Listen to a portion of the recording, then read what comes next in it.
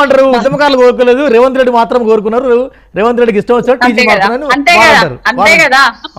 తెలంగాణ ప్రజలు మార్పు రాగానే రేవంత్ రెడ్డికి లేఖలు రాసిండ్రా టీఎస్ ను టీజీగా మార్చమని?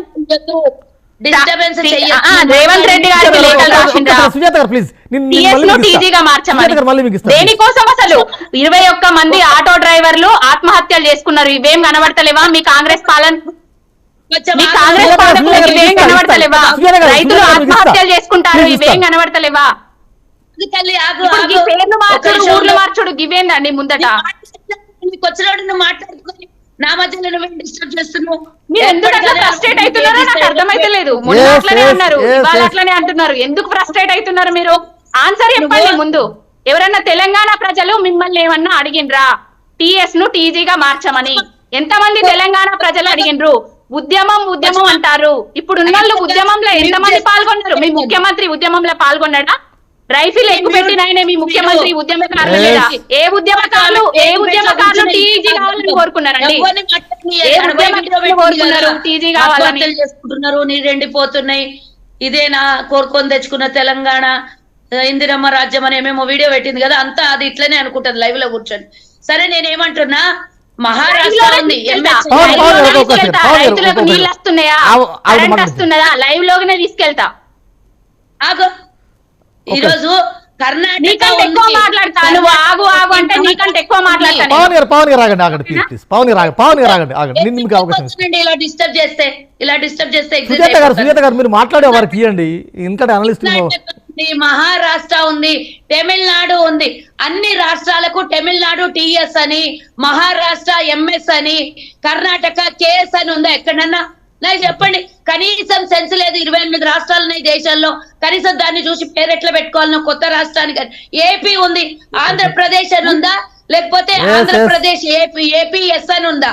చెప్పాలి. వాళ్ళకి ఆయనతో తెలియకపోతే, కనీసం రాష్ట్రాన్ని ఏర్పరిచేటప్పుడు తెలంగాణ ప్రజల ఆకాంక్ష ఏందో తెలియకపోతే ఆ మా తల్లికి గాని బీఆర్ఎస్ నాయకులకు గాని ఏం చేయలేదు. ఆమె మాట్లాడితే నీళ్ళు రాకొచ్చినాయండి. అని పెట్టుకుంటారా మరి? రేపు ఏం పెట్టుకుంటారు? జరాగా మాట్లాడి అసలు విఘ్నతతో మాట్లాడుతున్నావా? ఏం మాట్లాడుతున్నావు? జరాగండి. ఏం మాట్లాడుతున్నావు? గట్టిగా మాట్లాడితే భయపడతాం అనుకుంటున్నావా? అధికారం రాగానే అహంకారం వచ్చేసిందా? ఏం మాట్లాడుతున్నావు అసలు? మొన్నట్లనే మాట్లాడినావు, ఈ రోజు అట్లనే మాట్లాడుతున్నావు. నలుగురికి సమయం ఉంటది, ఎవరి సమయంలో వాళ్ళు మాట్లాడాలి. మధ్య మధ్యలో డిస్టర్బ్ చేసేంత మాత్రాన గ్రేట్ అనుకుంటున్నావా? నువ్వు గొప్ప అనుకుంటున్నావా? మీరే గొప్ప. అబద్ధాలను నిజాలని ప్రచారం చేసిన మీరే గొప్ప. ఏ మార్చినా మీరే గొప్ప. ఇచ్చిన హామీలను నెరవేర్చకుండా దాటవేస్తున్న మీరే గొప్ప. చాలా గొప్ప. మీరు గురించి ఏం మాట్లాడతావు? 10 హామీల గురించి మర్చిపోయి రైతులు చచ్చిపోతే పట్టించుకోలేదు, చచ్చిపోతే పట్టించుకోలేదు, విద్యార్థులు చచ్చిపోతే గాలి కిడిచిర్రు, ప్రగతి భవన్ పిలిచి బిర్యానీ పెట్టి అంత మేము చేసేసామని మాట్లాడింది. ఆర్టీసీలో బకాయిలు ఇయ్యలేదు, ఆర్టీసీ కుప్పగూలిపోయింది. ఈ రోజు మహిళలకి 51% ఉన్న మహిళలకి బస్సును ఉచితంగా ఇస్తే, ఈ రోజు ఆటో డ్రైవర్లను తీసుకొచ్చి ధర్నా బస్సులు ఉచితంగా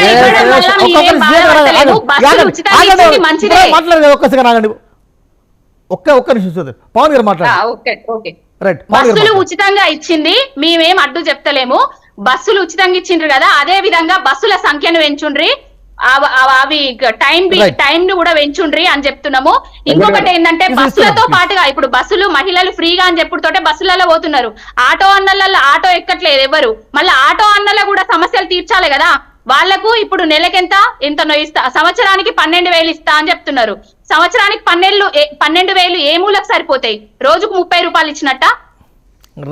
దేనికోసం ఇదంతా? ఏదన్నా హామీ ఇచ్చినప్పుడు ప్రజలు లాభపడతారా నష్టపడతారా ఏ విధంగా ఉంటదని ఆలోచించి, ముందు తరాల భవిష్యత్తును ఆలోచించి చేయాలి దేనికైనా కూడా. కేసీఆర్ గారు ప్రవేశపెట్టిన పథకాలు ఏవి కూడా బాగా లేవన్నది ఎవ్వరు లేరు. కళ్యాణ లక్ష్మిలో తులం బంగారం ఇస్తా అని చెప్పిండ్రు. కళ్యాణ లక్ష్మిని తీసేస్తారా మరి మీరు? ఇప్పుడు ఏం చేస్తా అనుకుంటున్నారు? కేసీఆర్ గారి ఆనవాళ్లే లేకుండా చేస్తామని చెప్తున్నారు. గత ప్రభుత్వం తాలూకు ఆనవాళ్లే లేకుండా చేస్తామని ముఖ్యమంత్రి నిండు సభలో చెప్పిండ్రు. అంటే గత ప్రభుత్వం తాలూకు ఆనవాళ్ళంటే తెలంగాణలో లేకుండా చేస్తారా? ఆంధ్రాలో కలిపేస్తారా? అసలు ఏమనుకుంటున్నారు? రైట్ రైట్ రైట్ రైట్ కాకతీయుల కళాభవనం అనేది పవన్ గారు చిత్రం మాట్లాడారు కదా, ఉన్నదా? ఒక్క నిమిషం ఆగండి ఆగండి. రైట్ దిలీప్ గారు ప్లీజ్. ఇప్పుడు వెంకట్ గారు విషయం ఏంటంటే, ఇప్పుడు కేసీఆర్ గారు అధికారంలో ఉన్నారు 10 సంవత్సరాలు. 10 సంవత్సరాలు అధికారంలో నుంచి దిగిపోయిండు. వారు నేను బాటలేసిన బంగారు తెలంగాణగా రూపు దాల్పించే ప్రయత్నం చేసిన అని చెప్పిండు. వారికి ఇప్పుడు ప్రతిపక్ష హోదా దక్కింది. ప్రతిపక్ష హోదా దక్కితే రావాలి కదా అండి, హౌస్కి రావాలి కదా, హౌస్కు రావాలి. లేకుంటే వాళ్ళ విలువైన సలహాలు సూచనలు ప్రతిపక్ష నేతగా ఇవ్వాల్సిన అవసరం ఉంది కదా. నిన్న రాజ్యసభ జరిగిందండి, వీల్ చైర్ లో వచ్చిండ్రు. భారతదేశ మాజీ ప్రధానమంత్రి మన్మోహన్ సింగ్ గారు వీల్ చైర్ లో వచ్చిండ్రు. నిన్నేం పెద్ద బిజినెస్ లేదు, రాజ్యసభలో బిజినెస్ లేదు, పెద్ద బిజినెస్ లేదు, ఇంపార్టెంట్ ఓటింగ్ ఏం లేదు, బిల్లులు లేవు. ఎందుకు వచ్చిండ్రు? ఒక కమిట్మెంట్. ఇప్పటికి కూడా వీరేమనుకుంటున్నారంటే కేసీఆర్ గారు ఇంకా నేనే నాదే ఇది నా సామ్రాజ్యము, నేను దీనికి చక్రవర్తిని, ఆ మైండ్ సెట్ లోనే ఉన్నారు. ఇంకా వారు దాంట్లో నుంచి బయటికి రావట్లేదు. బయటికి వస్తే కనీసం వారి అనుభవం ద్వారా ఇచ్చే సలహాలు సూచనలు ఈ తెలంగాణకు పనికొస్తే తప్పకుండా తీసుకోవాల్సిన అవసరం ఉంది. దాని మీద ఒత్తిడి చేయాల్సిన అవసరం కూడా టీఆర్ఎస్ పార్టీకి ఉంటది. కనుక ప్రజల పక్షాన ఉండి మాట్లాడితే ఎవరైనా హర్షిస్తారు, ఆహ్వానిస్తారు, స్వాగతిస్తారు. మీరు ఏది చేయకుండా మేము ఏదో నిమ్మకు వీరెత్తినట్టు కూర్చొని ఏదంటే అది ప్లస్ ఇంకొకటి ఏంటంటే కాంగ్రెస్ పార్టీ కూడా వాళ్ళకి సమయం ఇప్పుడు వాళ్ళ అధికారంలోకి వచ్చారు, కనీసం ఒక 50 రోజులు కూడా కాలేదు. ఇమ్మీడియట్ గా మనము వాళ్ళ మీద విరుచుకుపడి చేయాల్సిన అంశాలైతే ఇప్పుడు లేవు కదా. వాళ్ళకి ఎనఫ్ టైం ఇద్దాము. ఆ టైం వాళ్ళే అడిగిండ్రు, 100 రోజులు అడిగిండ్రు. నేను ఒక్క నిమిషం వెంకట్ గారు, దాని తర్వాత ఏంటంటే నిర్మాణాత్మకంగా ఉండి తెలంగాణ అభివృద్ధి జరగాలని చెప్పి కాంగ్రెస్ పార్టీకి ఉంది. విధ్వంసం జరిగింది 10 సంవత్సరాల లోపల అని చెప్పి కాంగ్రెస్ ఆరోపణ చేస్తుంది. ఒకవేళ బీఆర్ఎస్ పార్టీ మేమే మంచిగా చేసినాము, మాకంటే కాంగ్రెస్ పార్టీ తప్పుడు విధానంలో పోతుందని చెప్తుంది. వీళ్ళిద్దరు సరిగా చేయలేదు, మేమున్నాం భారతీయ జనతా పార్టీ, మేము కూడా చెప్తాం కనుక ఇప్పుడు అల్టిమేట్ గా తెలంగాణ రాష్ట్రం అభివృద్ధి చెందాలనే ఆలోచనతోటి పోతే ప్రజలు కూడా హర్షిస్తారు, మనల్ని ప్రజలు కూడా మద్దతు తెలుపుతారు. ఏది లేకుండా మీరు డే 1 రోజు నుంచే మొదలు పెడతా ఉంటే దీన్ని ఎక్కడ ఒక ప్రధాన ప్రతిపక్షంగా అడుగుతారు దిలీప్ గారు. మరి ఇప్పుడు కాదండి, ఒక ప్రధాన ప్రతిపక్షంగా అడుగుతారు, దాని తప్పేముంది కానీ ఇందాక సత్యంగా చెప్పారు కదా, ప్రతిపక్షం బతికుండాలి, ప్రతిపక్షం బతికుండాలని. డిసెంబర్ 9వ తారీఖు డెడ్ లైన్ పెట్టింది ఎవరు? వీళ్ళు మర్చిపోయినట్టున్నది. డిసెంబర్ 9వ తారీఖు డెడ్ లైన్. ఒక నిమిషం దిలీప్ గారు, రైట్, మీరు 100 రోజులాగా మాట్లాడకండి. ఒక్కొక్క నిమిషం. నేను ఏమంటున్నానంటే వాళ్ళు లేవనెత్తిన అంశాలు మేము ఖచ్చితంగా స్వాగతిస్తున్నాము. టీఎస్ అనేది అది అన్రిలవెంట్, తెలంగాణకి టీజీ కావాల్సింది స్వాగతిస్తున్నాం. అదే భారతీయ జనతా పార్టీ అధికార ప్రతినిధిగా టీజీ అనే పదాన్ని నేను స్వాగతిస్తున్నాను. మీకు వచ్చిన ఇబ్బంది ఏముంది? అది